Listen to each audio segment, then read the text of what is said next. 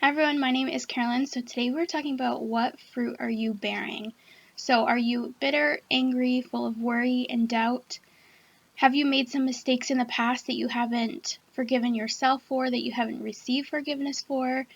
And instead of letting those mistakes go and moving forward with your life, your mind is replaying these mistakes over and over again like a movie stuck on a loop. Are there people who hurt you in the past that you haven't forgiven yet? Matthew 12:33 Either make the tree good and its fruit good, or make the tree bad and its fruit bad, for the tree is recognized and judged by its fruit. Luke 6:43 For there is no good tree which produces bad fruit, nor on the other hand a bad tree which produces good fruit. Why are you holding on to such toxic baggage? This baggage can affect your mood, how you react to certain situations in a negative way, etc. I'm sure you can probably list a few more there. Matthew 7:17-18 Even so, every healthy tree bears good fruit, but the unhealthy tree bears bad fruit. A good tree cannot bear bad fruit, nor can a bad tree bear good fruit. Just like the word says, if we aren't healthy, we won't bear good fruit. At least for me and the season that I'm in, this relates to my mentality. So for me, something that I've realized is how much we tend to carry a lot of baggage from our past. And the word is so clear in regards to moving forward and, the fact that, like when we get baptized, we're born again,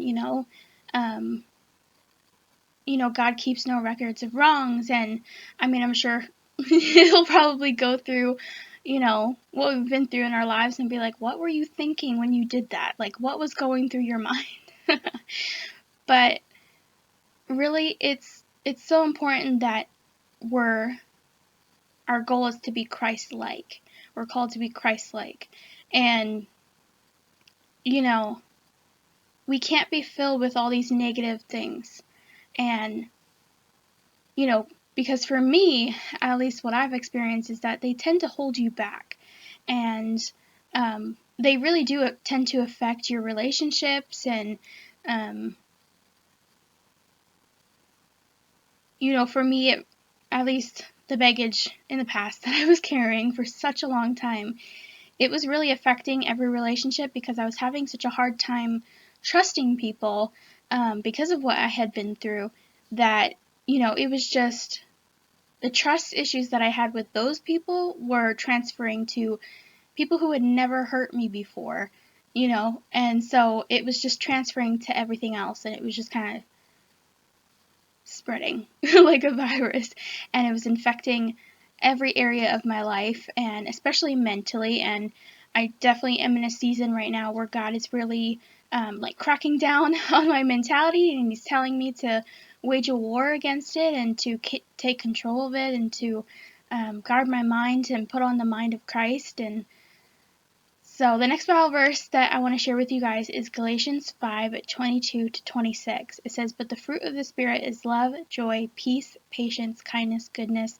faithfulness, gentleness, and self-control. Against such things there is no law, and those who belong to Christ Jesus have crucified the sinful nature together with its passions and appetites. If we live by the Spirit, we must also walk by the Spirit. We must not become conceited, challenging, or provoking one another, envying one another.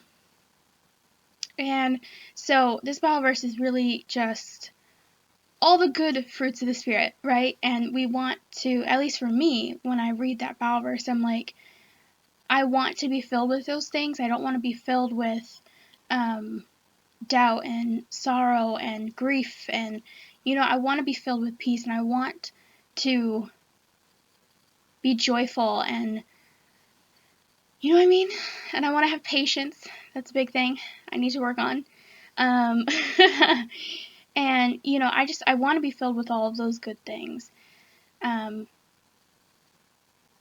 So yeah, for me, reading that Bible verse makes me not want to just experience all of the fruits of the Spirit, but to live them out each and every day. And it also just kind of makes you realize certain areas in your life that need some pruning, that need some work. And I think it definitely makes me thankful for the fact that we aren't called to be perfect. We are called to obey. And that's a huge thing. I am definitely a perfectionist. I have a difficulty of just releasing control and going with the flow and letting things happen as they happen. And so, you know, I definitely, God has definitely been reminding me over the past few months, just stop trying to be so perfect.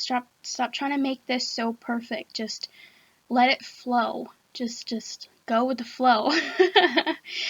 So I encourage you to use the questions in this video and do some self-reflection.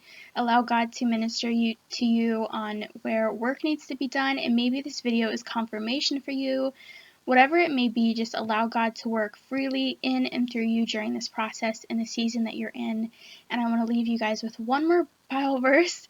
It's Jeremiah 17:7-8. It says, "But blessed is the one who trusts in the Lord, whose confidence is in him.